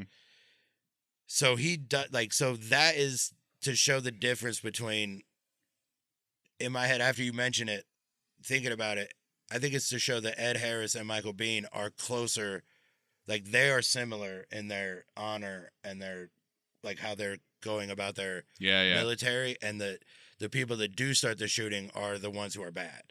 And the whole time anybody's shooting, Ed Harris is screaming to stop shooting. Yeah. Right. The entire time. So yeah, it's not full propaganda. It's a touch, but it feels more like, when you brought it up and then I was thinking about it, it reframed it in that is like a character that's showing us some of the Ed Harris character instead of so much, because then there's 10 other military guys who just murder those Navy SEALs. So the military doesn't even come off that great. Right. The FBI comes off terrible. Locked this guy up forever. William's Forsythe, like the scene at the end when it's clear that Forsythe doesn't believe him, but also is like the only other guy involved that thinks the FBI director is out of line and how he's treating this guy, treating the Mason character, to just be like, nope, it could happen. Vaporized. He's gone. Also, why do they keep everyone in the dark all the time? It's like, you're all in this mission. Let's tell them all the details. Because, like, Right. Mason doesn't find out about the weapons till, like, they're having that walk and talk in the water. Right. That was the thing that Which I is never... like, wait, he didn't know what he was walking into or what he was doing? Yeah, he didn't know. He thought it was just the hostage situation. Like, Right. that was as much as they told him. And I never really put that together until we were watching it for this. Like, I was watching it with like fresher eyes than I've watched it in decades. Yeah. And that was the first time I noticed that, like, that is why he's trying to leave right away, because in his mind, this is a lot to go through to save 80 people that he can't. Like, he's one guy and a science guy against 15 elite military people and Bokeem Woodbine. I don't want to take anything away from him, but he seems so young to have joined this mission. He's a private. Mm-hmm. He's the guy from The Big Hit, right? Yeah, he's like... That's my touchstone for him forever. Which one is he? Black guy? He's the guy. He's the one guy on the team. Like, when they go to the thing towards the end, and he's like, I didn't know we were gonna actually kill all these people. Like, his touchstone for me is Ray. Oh yeah, he's good in that. Yeah, I mean, he's been in a lot. He's of in stuff. that TV show, that new TV show based on a video game. I want to say Halo. I think he's in that. I could look it up. I'm so dumb. Fallout. No, Halo. Oh, there's a TV show called Halo. It's pretty good. Actually, I think you would like it. It's like in space, and it's actually a pretty good show. Is that what I like? You do like... It's like, Buddy, it's that dirty like Star space. Wars. It is, yeah. That I was dirty gonna space thing. It's Use Future. Use Yeah. Future. Buddy, hell yeah, then I'm in. Star Wars comes up every single episode. Yes, you like things in space. I like Star Wars for sure. I've been watching a lot of it. Yeah, you like all of it. All of That it. streaming channel. Yes, he is in Halo. I confirmed it. He's got a great character in it. He was in a season of Fargo too. It was Yeah, really good. he was in the second season. Yeah, he's great. Spider-Man: Homecoming. Yeah. He was in that movie Sure that was. Bill Burr made for Netflix, Old Dads. Oh, yeah. He's really good in that. That movie was really good. Old Dads. There's also He is in that. Tuco Wu-Tang. from Breaking Bad is in this too. Oh, I don't know yeah. if you guys spotted him. I don't know his name. Right. One of my favorite lines from this movie is, "I'll take pleasure in gutting you, boy." I'll take pleasure in gutting you, boy. Like, I don't know. I can't He even at this just, point like, when I say it, mocking him. I don't even know if I'm quoting the guy who said it or Nicolas Cage quoting the guy who said it whenever I'm doing it. Because Cage does it a bunch. I'll take pleasure in gutting you, boy. I'll take pleasure in gutting you, boy. There's a scene where he says frickin'. Yeah. And it feels like a choice, or like they were like, ooh, we got to keep that. It's rated R though, right? No, but Nicolas Cage decided, like, it was Nicolas Cage's idea that his character doesn't curse. So he took it all out and put in all this other stuff, and then he only curses twice. He says, you know how that shit works? And then he when he smashes the thing into the guy's mouth, It says fuck, doesn't he? he says fuck. Yeah. Yeah. But that's like kind of at the same time as a noise. Yeah. I wanted him to say, "Taste the rainbow." Yeah. The original line for that scene was, "Did I tell you I'm gonna be a dad?" Wait, really? Yeah. And That's so much better. and Cage wanted to say it, but the producers were like, "Try this one too," and so then they did the other one and just used that one. Because it's another thing, like, that line is better, but it's also kind of long It is. for that. I know, in my brain, you've already, by the time you get Trying to to shorten it. I of that sentence, you've already smashed the thing. Right. And then now you're just saying that instead Do of it. hitting yourself with the Narcan, Right. whatever. Oh yeah, there was Chekhov's heart needle. Yeah. Right? His Chekhov's fear of heart needle. Yes. Get that away from me. Get that away from me. Then he has to do it at the end. That's pretty good. Mm-hmm. He's And he does it a like little twitchy. down below his tit, not where your heart is. He's a scientist. Yeah. So I don't know. I'm going to defer to him The door opens from the inside. So I'm not going to worry about where he put this needle. Maybe Nicolas Cage has a weird placed heart. He could. Maybe all his insides are jumbled. We don't know. I know mine are. He fell a lot in this movie. Maybe that shook things up.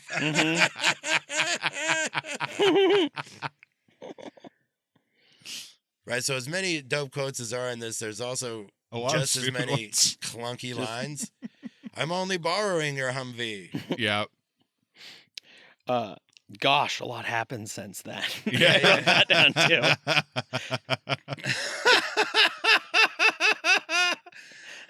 I did like that. Like he just goes on that rant about, and that's a Chekhov's I don't want kids that immediately pays off. Yeah. She's like, I'm pregnant. I can't imagine I'm pregnant. Wow. Gosh, a lot happened since. Hold on, I'm pulling up the quotes on IMDb because. Yeah, I know. I didn't write very many down. I was just having too much fun watching the movie. It's so good. It's such a watchable All I want to movie. know is, are you happy with your hair? Are you happy with your hair? That's so good. Right, the whole thing at the hotel was cool. Dude, The escape okay. from the hotel was fun. I'd be so mad if I worked in that restaurant. There really were a lot of touch points to him being James Bond. I Yeah. felt like, Yeah. like him saying like I can't do an impression. All I want is a hotel room and the feel of a suit. Right, he quotes James Bond Yeah. when he meets Goodspeed Does in he? the interrogation room, and he comes in and Nicolas Cage is all stammering, and he finally gets on Stanley Goodspeed, and he says, "But of course you are," and that's James Bond when he meets what's the Plenty O'Toole. Octopussy? I read it. Is that her name? No, there is a character named that. But he said, like, he does say it when he, as James Bond, he says, "But of course you are" at one point. So he was quoting it. This was one of my favorite lines. Looking back at it And now, he's from British Secret Service. When Nic Cage is like, "I'll do my best," and Mason's reply is, "Your best. Losers always whine about their best. Winners go home and fuck the prom queen." He's like, she is the prom queen. He's like, oh, I didn't know that. That's so great. Oh, like, good. Okay, cool. I feel like like, I just love how he's just like, oh yeah, oh my god, that's so cool. Like, I was gonna look this up, but he's been in prison since 1962. Were there proms? Like there were dances and homecomings, but I don't remember seeing. And this is all like all my knowledge from. Like it's all of this is just from movies, so I could think like Back to the Future. That's set in 1955. That dance, it's not a prom. It's not a prom dance. It's not a prom dance. It's just a school dance. Sock hop. And I don't remember. Like my parents never said anything about prom. Well, see, like, they talked about I remember them telling stories about homecoming or school dances or Sadie Hawkins dance or whatever. And on top of this, he's British. He's British, so why would he even know that? Oh, yeah. So and like when you're in prison, you don't get when you're in prison. Do they have prom at prison? And in solitary confinement, like in a box, Well, like he was in. You don't necessarily get to keep up on pop culture. His dance card's a little more empty these days than he would like. He used to be real popular, the prison proms. Yeah, prison prom. Slowing down lately. People don't want to dance with old Brits with the wrong accent. That's enough of that. I forgot that when you go to look up quotes on IMDb, you're basically just rereading the script. Yeah. Especially for movies that are this old. Yeah. Where 30 years of people adding stuff. Yeah. I'm just going to keep looking at my notes. I wrote down, I love how they brought dentist mirrors. Yeah. to look up the thing. I mean, I guess that would be a thing that you would have in your toolkit. toolkit. How during that scene, they see it and go, oh, there's motion tracking on this. Let's bump it and move it around. Knock it around with their dentist mirrors. Yeah, that's just some plot stuff where they're just hoping nobody knows how those work. Oh, I've always bought that the mirror would work, and then just the ham-fisted way he goes to move it and jostles it before it's fully blocked is like, yeah, you brought this on yourself. Yeah. I wrote down that the soundtrack to this walked so Pirates of the Caribbean could run. I'm going to It blow. is so close. I'm going to blow one of my alternate synopses for this. Hans Zimmer fucks around with his proto Pirates of the Caribbean score. Yes. And some of it also sounds like it was because it was Hans Zimmer. Hans Zimmer also did the music for True Romance. And It's so there's some True Romance stuff in there too. John showed me this last night when we got home because I mentioned that the two of you caught on to that. Hans Zimmer also did Gladiator, and the main score for Gladiator is almost note for note Pirates of the Caribbean. He's just like chopping and screwing his own. Pretty much. It's like, we'll just slow it down. So dude, put it at 432 hertz. Dude's trying to be. I mean, AC/DC wrote one song for 45 years. Yeah. If you can pull it off, just true. do it. Yeah. Keep going. Then it's a genre. It's the whole thing. He's like, I'm just trying to make Hans Zimmer songs. Yeah. And boy, does it. See,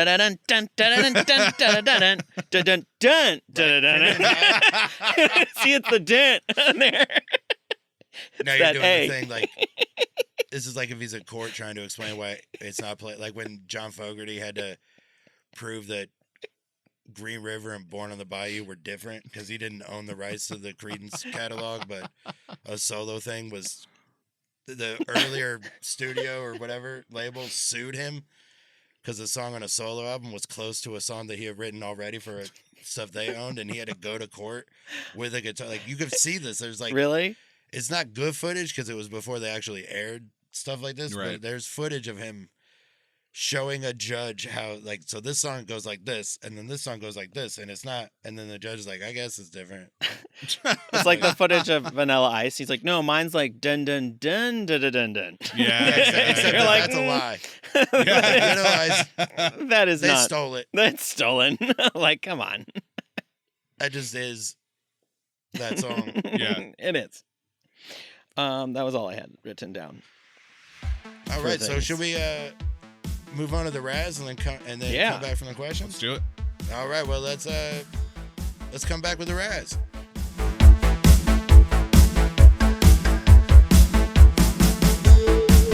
All right, we're here with the Raz, talking The Rock. What'd you think, man? Dude, look, dude, it's The Rock, man. It's, it's winners like The Rock, and I'm a winner, and I want to go home and fuck the prom queen.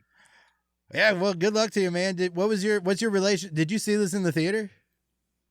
No, I didn't see this in the theater, I don't think. I remember seeing, I think this was before my Michael Bay fandom. Well, yeah, I mean, it was before anybody's, I think. It was only the second movie. Oh, well, then there we go. Right, I don't think anybody left Bad Boys thinking, I can't wait to see what this director does next. Right. I mean, The Rock is such a, I was thinking as I was watching The Rock, because there's that line where the reason they want Sean Connery. And then there's a line where he's like, he knows about our secrets. He knows about the aliens at Roswell. He knows about this. And in my head, I'm like, oh shit, give me a Nicolas Cage mashup with Transformers. Yeah. Okay, yeah. There we go. We talked about this a bit ago on the pod, but that scene with the aliens, they also in those sentences they mentioned that he's been arrested since 1962, and that the two examples he uses is the aliens at Roswell and the JFK assassination.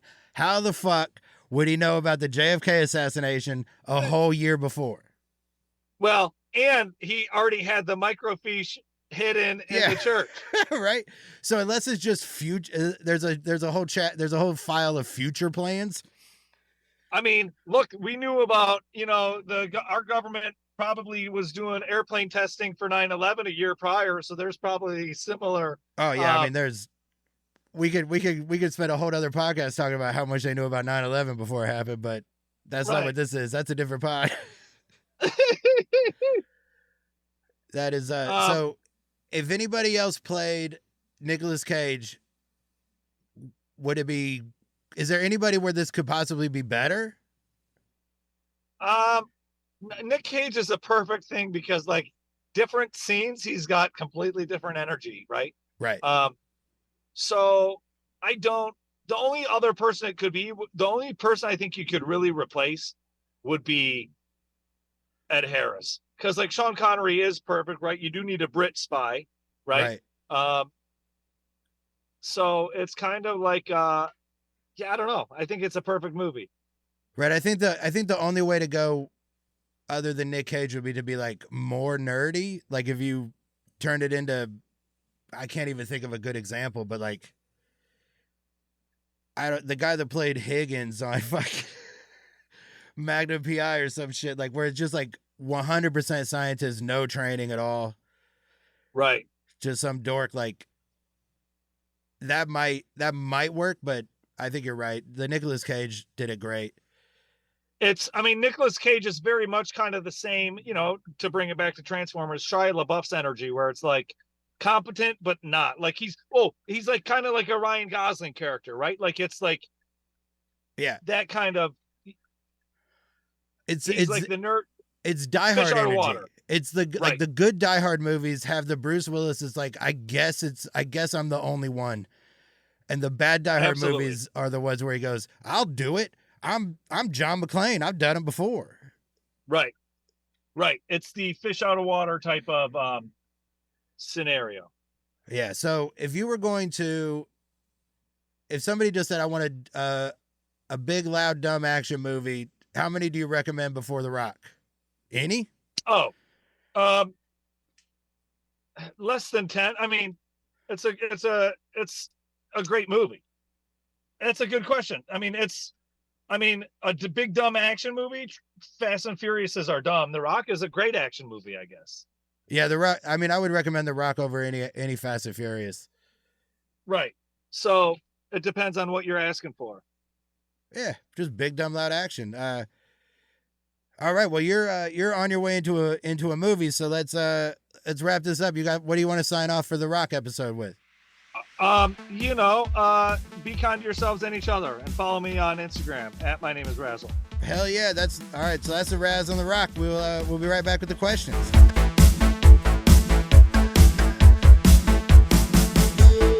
All right, that was the Raz. Now we're gonna give our questions and answers and wrap this up. Let's what we got, Bjorn? All right, first question: who gets the Oscar?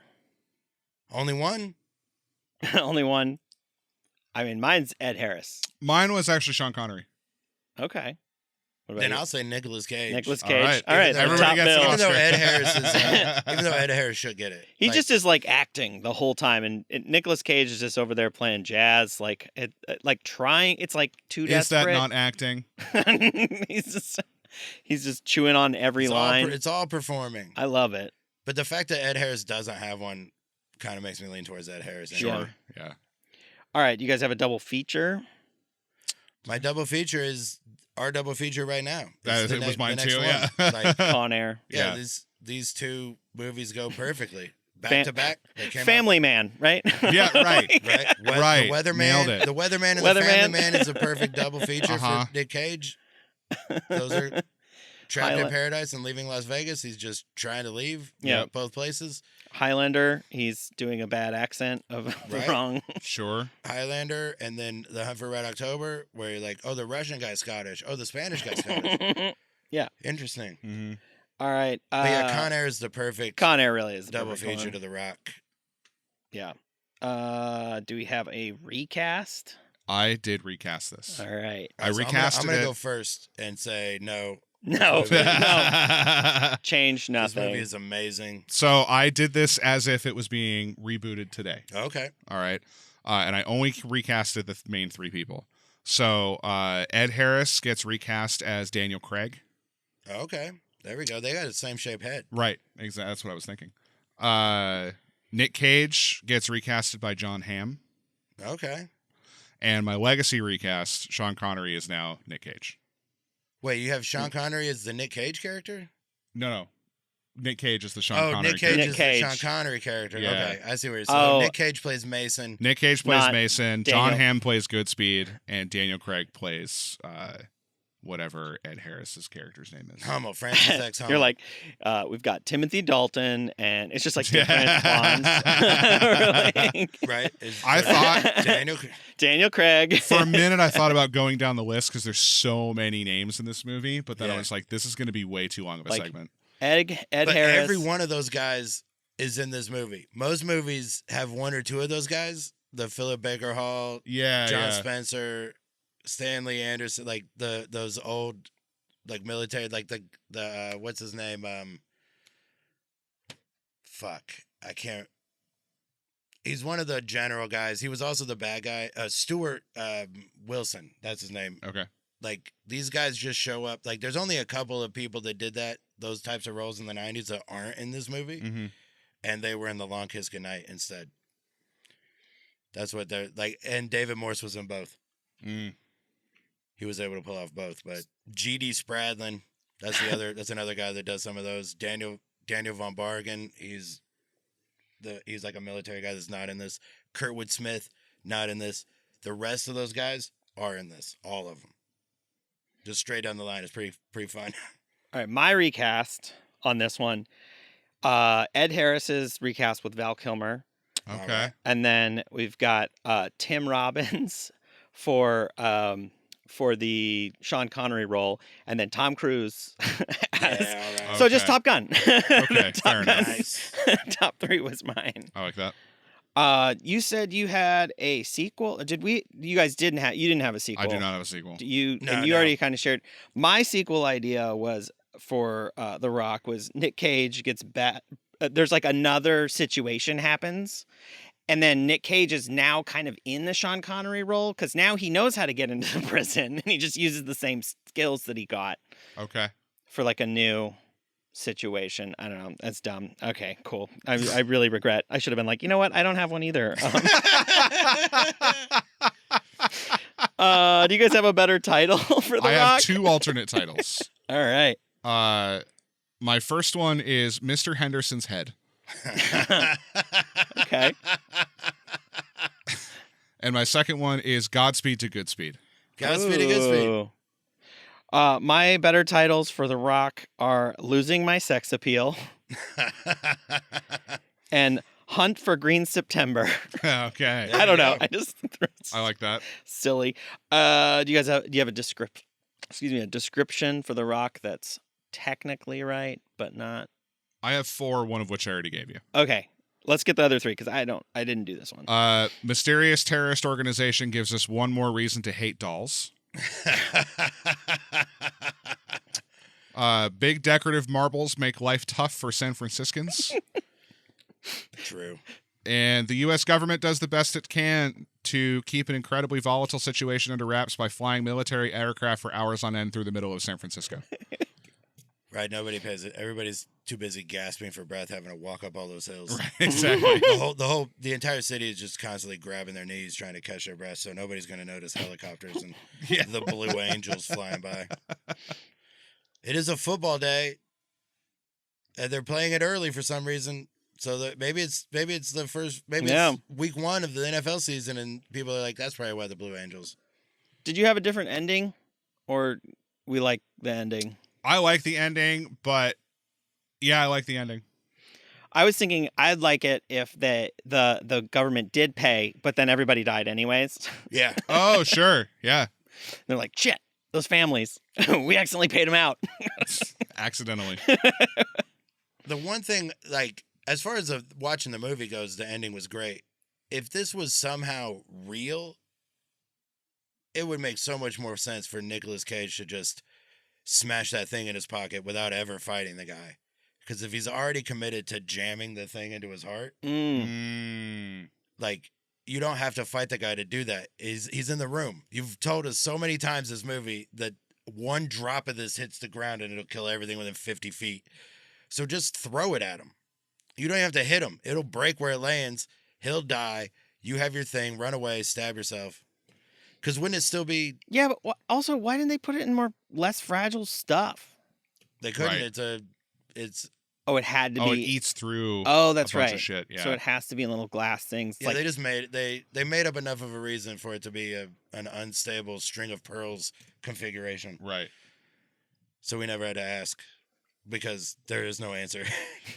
The whole thing's wrong. You can't start the missile by putting in the guidance ship first and then building the missile around it. Right.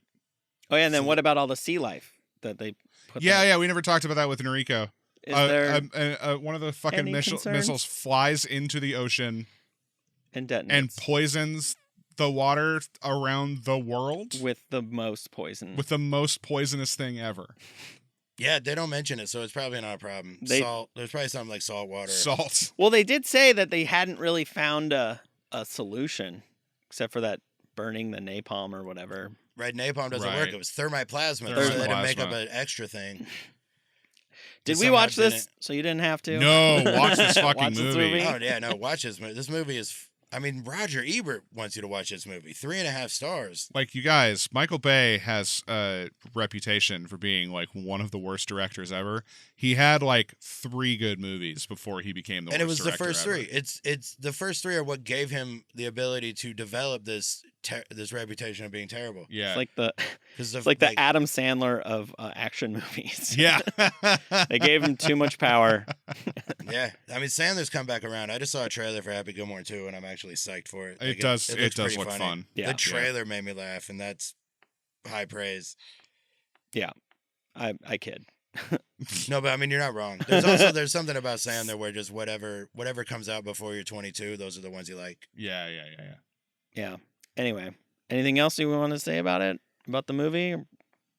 No, I think We're doing Con Air next. We're doing Con Air next. This is Nic Cage month. Con Air next, then Face Off, then Gone in 60 Seconds. These are our 4. So that's the order, but now you just know what movies you're going to watch. I have to plug one thing. August 1st, Columbus, Ohio, the Leisure Club. It's a date I had to move, but now it's coming up instead of having already happened. So you have another chance. We're all going to get this done August 1st. August 2nd, I'm doing a outdoor festival in Norwood, Ohio. It's some summertime thing they do. So come check that out. Mm-hmm. But August 1st, Leisure Club, Columbus, Ohio. That's my plug. Con Air's next week. You got any plugs? Yeah, I just want to plug my other podcast, the Love, Hate, Laugh Show. It's just like a goofy, silly show that I do with Paul and my friend Eliza. Yeah, check that out. Paul, friend of the show. Eliza, friend of ours, future friend of the show. Yep. Schedule permitting. I mean, that's the only reason she hasn't been on so far. Schedule permitting. Yeah. You got anything, Randy? Randall? Several podcasts. Ghost and Host, What's More Metal, Nice to Be Nice. And then if you're a parent, both Anytime Now and Unlock This. And then come check out Not That Late Show, a show that I produce and help film and direct sketches for. Our next one is June 27th at Tomorrow Theater in Portland. Hell yeah. So those are our plugs. Check those out. Watch Con Air. And we will talk to you next week. Meeting adjourned. Yay. I was like, no. I almost fucked.